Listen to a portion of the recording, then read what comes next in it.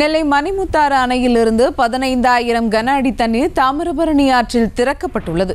கூடுதல் தகவல்களை எமது செய்தியாளர் புருஷோத்தமன் வழங்க கேட்கலாம். வணக்கம் புருஷோத்தமன், விவரங்கள்.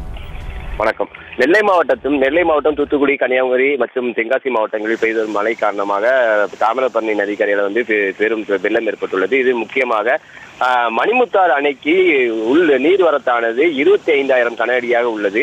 118 அடி கொள்ளளவு கொண்ட இந்த மணிமுத்தாறு அணை தற்போது 108 அடியை எட்டியுள்ளது. இதனால் மணிமுத்தாறு அணையிலிருந்து சுமார் 15,000 கன அடி தண்ணீர் வெளியேற்றப்பட்டு வருகிறது.